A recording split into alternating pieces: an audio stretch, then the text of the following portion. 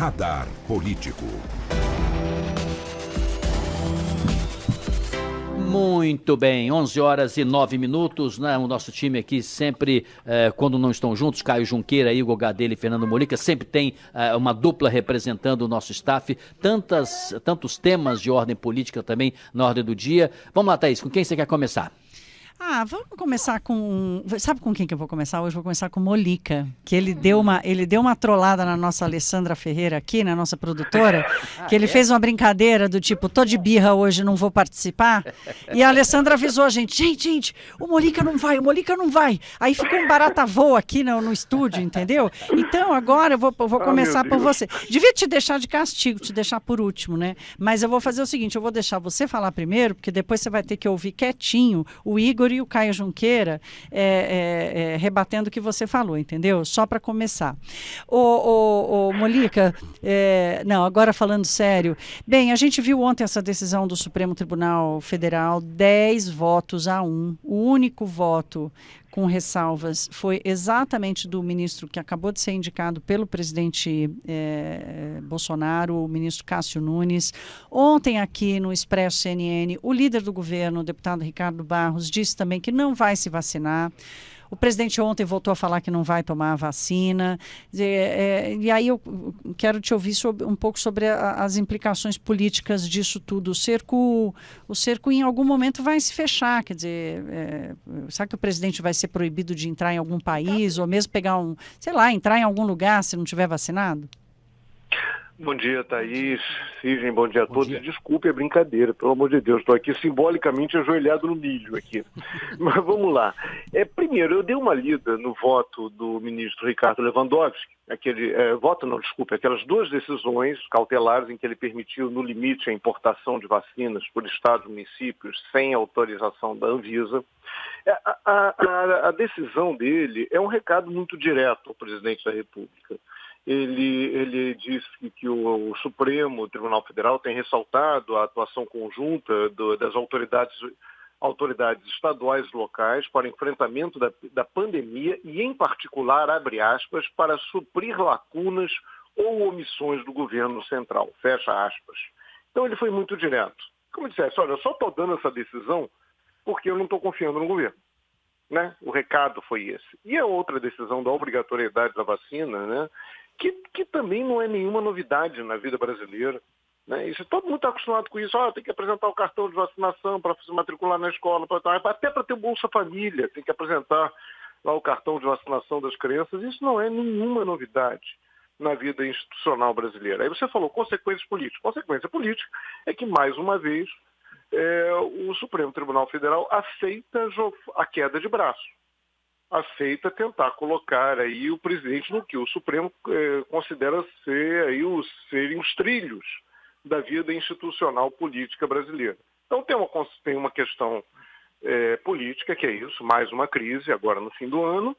Agora tem uma questão de saúde pública. O presidente da República ontem disse que se ele tiver um tratamento, se ele se recusar a fazer uma quimioterapia, o problema é dele. Sim, mas o câncer não é uma doença contagiosa. Ao contrário da Covid, que é uma doença contagiosa. Então, o que o Supremo disse ontem, sim, temos liberdades individuais, mas temos responsabilidades sociais. Temos responsabilidade com o outro. Vivemos em sociedade. E nada impede o que você falou. Um país estrangeiro pode exigir certificado de vacina. Aí o presidente da República pode ser proibido de ir até lá. Há casos de reinfecção pelo coronavírus. Algum estado da federação também pode exigir isso. Aí, de repente, pode ter uma situação absurda do presidente da República não poder ir a determinado estado porque não tem certificado de vacina. E isso desestimula a população a se vacinar, o que é uma situação bem delicada. Thaís, Sidney. Bom, depois dessa deferência, né, ao Molica de ser o primeiro, vou me dirigir ao Caio agora também. Caio, por gentileza, e a sua leitura qual foi dos votos que você ouviu, ou que leu, ou que acompanhou, o que você destaca e, claro, a sua opinião, evidentemente. Sidney, Thaís, bom dia a todos. Excelentes votos, né? Excelentes votos todos. Essa decisão do Lewandowski, de fato, concordo muito. Como o Molica já disse isso ontem, o que me chama a atenção nesse processo todo é a posição justamente do Cássio Nunes, né? O Cássio Nunes cada vez mais se mostrando o ministro do establishment, né? É o ministro que vota de acordo com o que o Palácio quer, de acordo com o que o Congresso quer. Teve votos ali sobre a Operação Lava Jato, pagando uma fatura. A gente viu muitos ministros, historicamente, do Supremo Tribunal Federal não pagando essa fatura, né? Se destoando dos presidentes que os indicaram, mas o Cássio Nunes, no voto lá do Davi Alcolumbre e do Rodrigo, foi exatamente o que o Palácio do Planalto queria, e agora, mais uma vez, também mostra que veio para o time do establishment, o que ajuda a entender também a forma como ele chegou lá, com o apoio de todos da esquerda à direita. Então, é bom a gente começar a observar, quando o establishment quiser uma decisão do Supremo, ela estará no Cássio Nunes. Pelo menos foi assim até agora. E quanto à possibilidade de vacinação, não dá, né? Não dá para não vacinar, não dá para não defender a vacinação obrigatória. É um assunto que eu fico até constrangido, né? Da gente ter que debater isso, tendo em vista o que acontece no Brasil e no mundo diante da pandemia. É constrangedor ter que debater a obrigatoriedade ou não da vacina. E constrangedor quem defende que as pessoas não sejam vacinadas. Constrange. Igor Gadelha está conosco também, né?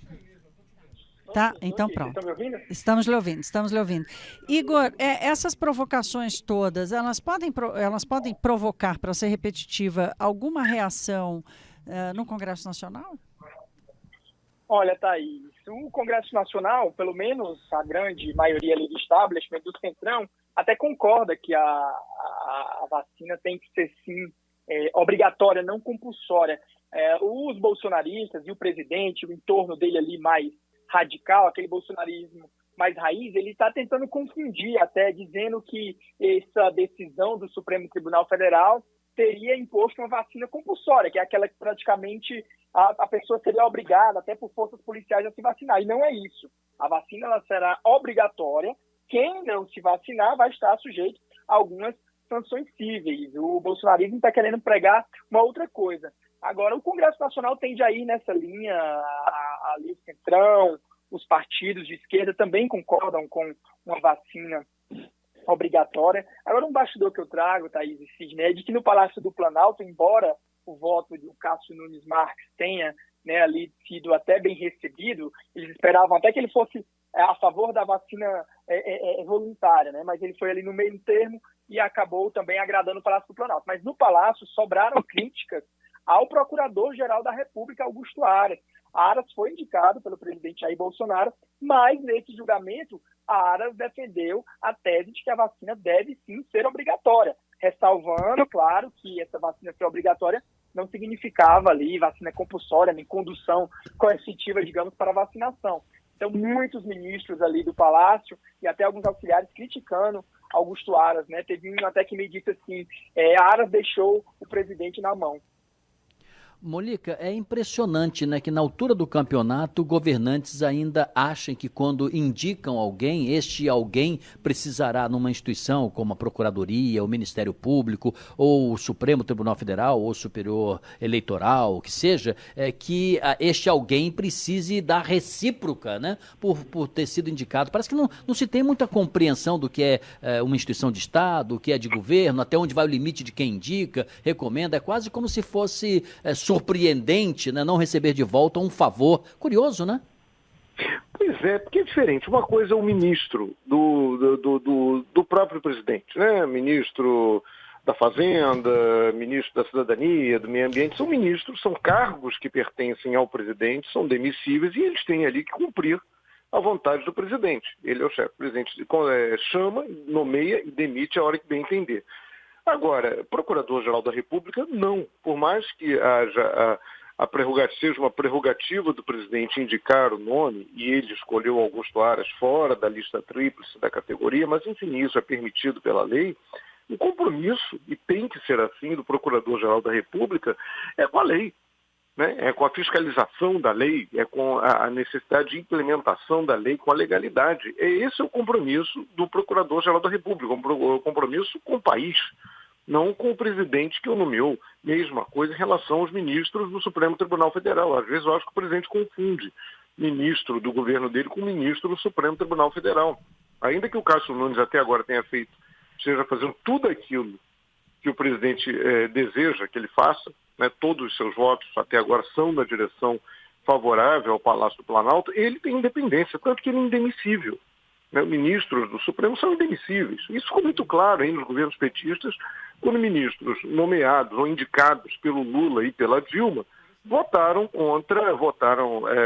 contra o interesse do Palácio do Planalto da época, nos casos do Mensalão, do Petrolão. Eles fizeram valer a independência que eles têm. E é assim, né? São cargos de Estado, não de governo, como você bem frisou, Sidney. Caio está na linha conosco? Eu estou sim. Caio, vamos trocar um pouco de assunto. Queria trazer aqui essa última provocação entre Rodrigo Maia e Bolsonaro. Ontem o presidente Bolsonaro reclamou, dizendo que o 13º para o Bolsa Família só não foi aprovado por causa do Rodrigo Maia. O Maia disse que o presidente mente hoje cedo e aí devolveu com uma provocação perigosa, colocando em votação a medida provisória que instituiu a prorrogação do auxílio emergencial, essa prorrogação de R$300, em que há destaques e um grande risco do Congresso aprovar, sim, a prorrogação, mas de R$600 e não 300, inclusive com prazo mais estendido. Onde vai parar isso? Thaís, é uma jogada muito arriscada mesmo. O Palácio do Planalto, o presidente Jair Bolsonaro, na minha percepção, aproveitando esse momento de fragilidade extrema, fragilidade política do Rodrigo Maia, que pode ser momentânea, né? Mas hoje estamos assistindo aí a semana, os dias de maior fragilidade política do Rodrigo Maia desde 2016. Ele foi um presidente muito poderoso da Câmara, né? Entrou num vácuo ali do Eduardo Cunha e ficou muito forte. Em 2019 foi um grande antagonista, 2020 também, do presidente Jair Bolsonaro. O que aconteceu? Se enfraqueceu, né? Com a ajuda, claro, do Supremo Tribunal Federal. E aí, Palácio do Planalto, o presidente Jair Bolsonaro engolindo lá o Rodrigo Maia, aproveitando para fazer essas provocações que são muito ruins. Erra o presidente Jair Bolsonaro e erra também o Rodrigo Maia de querer pautar, né? O Rodrigo Maia todo dia aumentando muito o tom com o Palácio do Planalto, né, de hoje, né, desde a decisão do Supremo, dando coletivas diárias, entrevistas diárias. Outro dia falei que o Pazuello era um desastre, outro dia era o Paulo Guedes, está todo dia numa metralhadora ali contra o governo. Já era antes, mas tinha acalmado, e depois, vendo-se nessa situação um pouco de isolamento, até dentro do partido dele, né? Vamos lembrar, essa semana o ACM Neto, presidente do DEM, teve em Brasília, teve com o presidente Jair Bolsonaro, a gente deu essa informação ontem no Expresso CNN, fizeram reuniões da cúpula do DEM, sem o Rodrigo Maia. O possível candidato do grupo do Maia, que é do DEM, é o Maia Nascimento, ontem saindo do grupo dele, falando que vai levar gente do DEM para votar no Arthur Lira. Então, assim, a gente tem que entender o momento do Rodrigo Maia e colocar esse momento de extrema fragilidade política dentro desse contexto todo. Então, e ele atirando todo dia, o presidente Jair Bolsonaro erra ali, né, de fazer uma provocação, e hoje ele erra de pautar isso daí. Afinal, ele se diz tanto ali um liberal, preocupado com as contas públicas, caiu numa provocação e agora vão tentar consertar. Não creio que vão votar. Tem vários mecanismos ali dentro do Congresso para você não votar. Você pode não dar quórum, que pelo que eu estava acompanhando era isso, né? E aí agora a gente já vai ver a atuação dessa base aliada já sob o comando do Arthur Lira, né? Você pode não dar quórum, se dá quórum você pode obstruir, se obstruir você pode votar e mudando o texto. Se ainda assim isso não for possível, você pode apostar no Senado, que o Palácio está bem próximo ali, ainda ali do Davi Alcolumbre, do MDB, e ainda assim, se isso não acontecer, você tem a chance do veto, que seria, claro, um prejuízo político para o presidente. Mas tem todo um contexto ali de ascensão e queda de lideranças políticas, isso tudo, de ressentimentos guardados, né, que levam a esse contexto que a gente está vendo hoje. Eu não acredito que isso vai adiante, não, porque a base ali, eu acho que vai operar e já está operando muito forte para impedir essa votação desse texto. Ô Igor, eu queria uma apreciação sua sobre um elemento que eu estou observando, notando, vocês obviamente viram até primeiro do que eu, é o presidente da República colocando as suas pautas de sua preferência nos discursos, nas falas que vem fazendo, falar sobre o excludente de ilicitude. Ontem falou sobre Angra dos Reis, de certa forma sinalizando quebra de áreas de proteção ambiental. Hoje ele bateu na imprensa, né, elogiando as mídias sociais, dizendo que a imprensa, ela de certa forma produz fake news, e ele vai colocando isso. E ontem até nesse discurso de Angra ele foi muito claro dizendo sobre a presidência da Câmara e do Senado, já com uma convicção, né, de que possa, com Rodrigo Maia perdendo ali primazia, tocar de uma maneira mais tranquila as pautas do governo. O presidente está desentocando essas pautas por confiança de vitória ou porque ele acha que chegou a hora de voltar a ter a sua agenda original para os bolsonaristas de raiz? Qual é a sua avaliação? Olha, Sidney, o presidente está vendo uma janela de oportunidade aí com essa disputa na Câmara para tentar apresentar de volta ao Congresso Nacional aquela sua pauta conservadora e tentar fazê-la avançar. Ele sabe que da pauta econômica, que é aquela pauta também que interessa ao ministro Paulo Guedes, interessa ao mercado financeiro, todos os pré-candidatos ali até agora apresentados, ou tanto o Arthur Lira quanto o Aguinaldo Ribeiro ou o Baleia Rossi, todos têm mais ou menos uma linha próxima ao que pensa a equipe econômica, então não teriam grandes surpresas. E aí ele investe sim, aposta as suas fichas, né, em um candidato que vá dar espaço para a pauta conservadora dele avançar. Rodrigo Maia segurou durante esses 2 anos aí a pauta conservadora, o presidente também sempre volta e fala ali do voto impresso, então ele está vendo essa janela de oportunidade e está indo. Eu queria só trazer um bastidor, Sidney, sobre essa história da medida provisória do auxílio emergencial. Eu conversei agora há pouco com gente muito próxima de Rodrigo Maia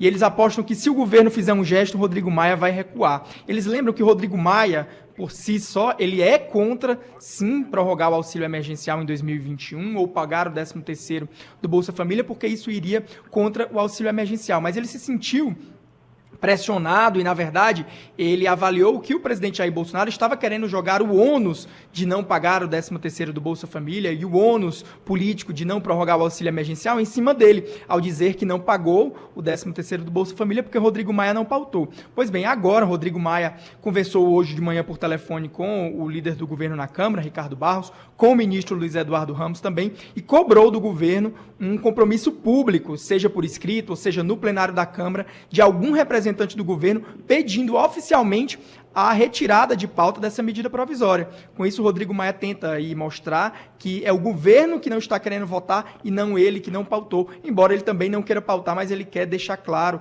ali que o ônus político não pode ficar só em cima dele. Thaís, o gongo do tempo bateu, né? A não ser que você tenha uma pergunta bateu. Aí. Eu queria dar uma oportunidade micra aqui para o Molica falar sobre o Maia, sem matar de nervoso aqui as nossas queridas produtoras Alessandra e Bruna. Molica, você tem 30 segundos, até pela sua trollagem de hoje.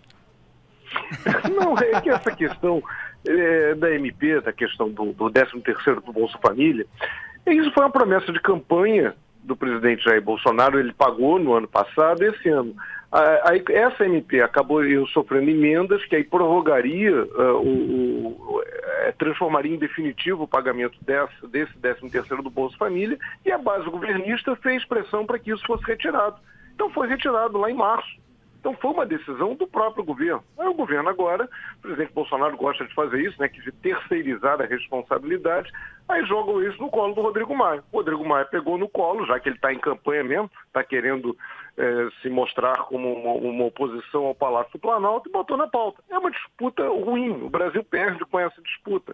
Agora, enfim, não dá para ficar jogando culpa toda hora nos outros, né? O presidente tem responsabilidades e ele tem que assumir essas responsabilidades, né? Não tem jeito. Pronto, conseguimos fechar então. Meninos, bom fim de semana, tá bom? Até semana que vem. Natal! Feliz Natal, Feliz Natal! Isso aí. Vai, agora vai, Molica, agora vai pra sua folga, 11h29.